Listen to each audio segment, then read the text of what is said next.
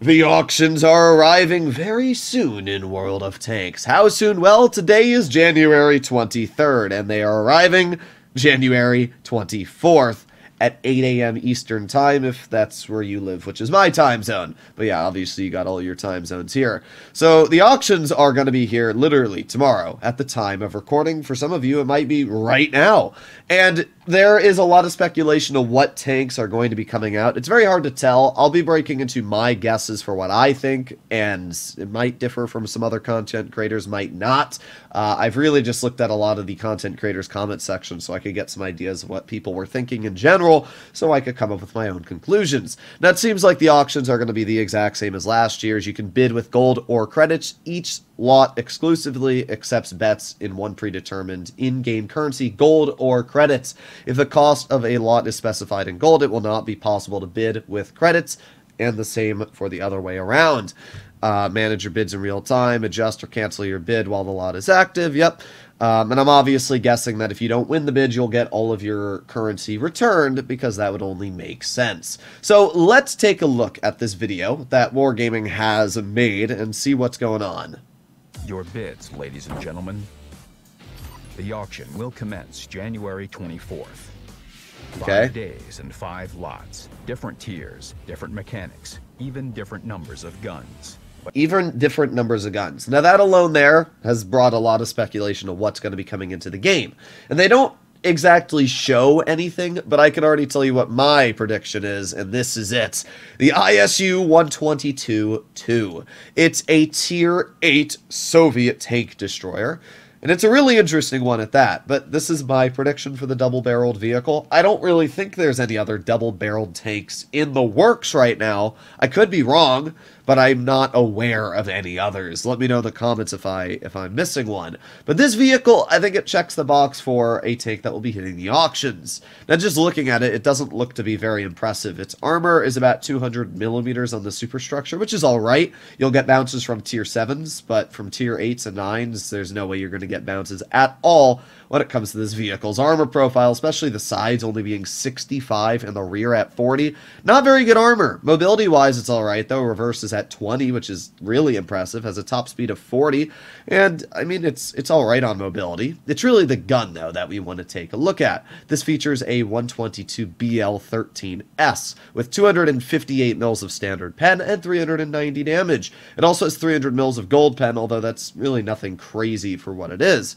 So the vehicle, just like other double-shot tanks, is going to have a salvo and a single-shot mechanic. We can see that both shells reload the exact same time, which gives this vehicle a decent 2400 DPM without even being equipped.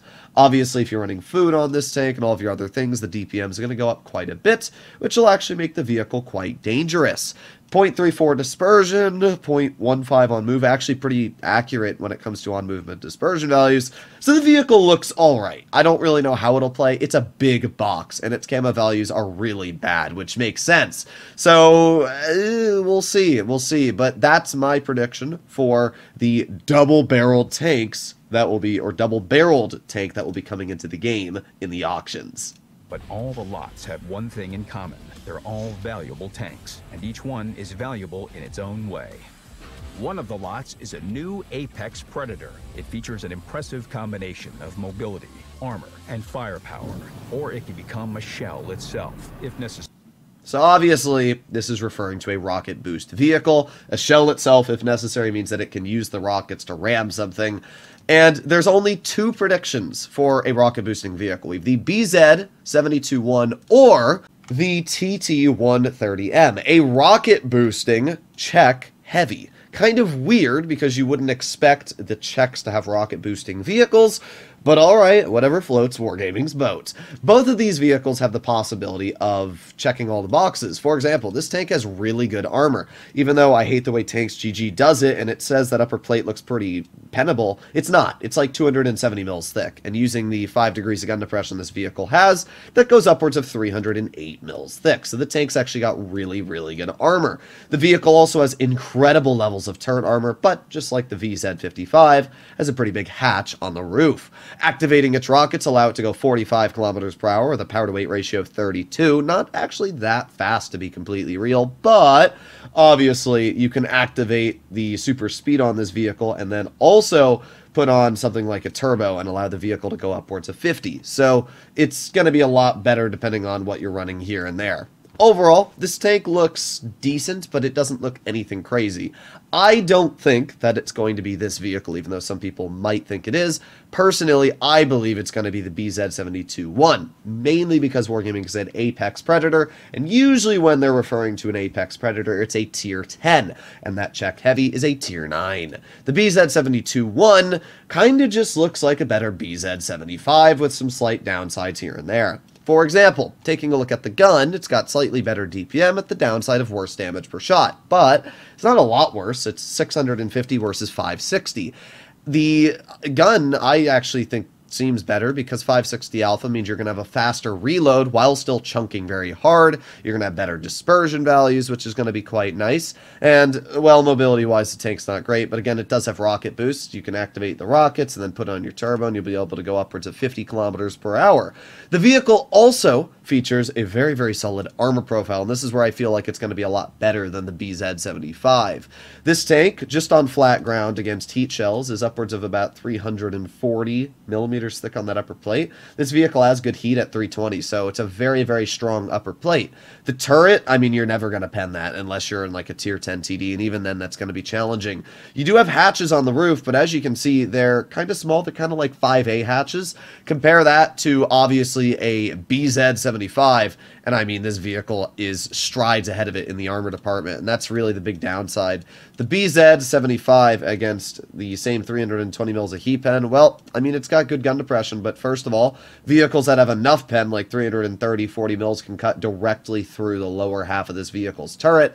But even worse than that, I mean, look at the hatches on this thing. They're massive, and because of that, it just defeats a lot of the capabilities, in my opinion, the BZ has going for it. It also has worse dispersion, it has worse DPM, and the mobility is basically the same. So if this tier 9 or tier 10 Chinese vehicle does get released, kind of just seems like a much more flexible BZ, which is going to be really, really good, and I can't wait to try it out. Some people are speculating that this rocket-boosting vehicle could be the BZ-176, the most overpowered tank in the game. Do I agree with that decision? No, because Wargaming specifically said a new Apex Predator, and I can't imagine that they're going to be saying it's a new tank, and then it's a tier 8 that's been in the game for a year already. Granted, they haven't sold it much, but it's still not a new vehicle. Contain newcomers, which you'll be able to pick up for gold or credits. Newcomers, okay. The auction will be an open one, meaning you can monitor rival bids and modify your own.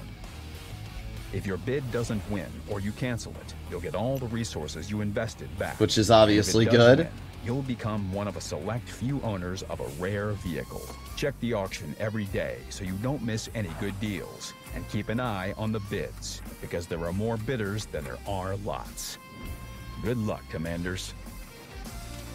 Alright, well there you have it, ladies and gentlemen. These are the auctions coming into World of Tanks. I can't really speculate about the other vehicles, and I don't think these tarps really help me, because as we can see, I mean, what am I supposed to look at here? I can see the double-barreled tank there. That's the double-barreled vehicle, as we can clearly see both barrels on the tarp.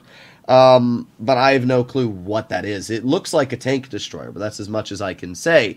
The vehicle in the middle here, I have no clue what that is. It looks like another tank destroyer of some sort, but very, very hard to tell. That's just the same double-barreled tank design. I don't know. As I said, it's almost impossible to tell. Clearly, I don't think they actually put effort onto the tarp, but whatever. Hopefully you enjoyed today's video. Let me know what you guys think about the auctions, what's coming into the game. I've tried to look at the comments, as I said, of other YouTube channels to see what people were thinking, and that's my speculation. I'll see you in the next one. Bye-bye.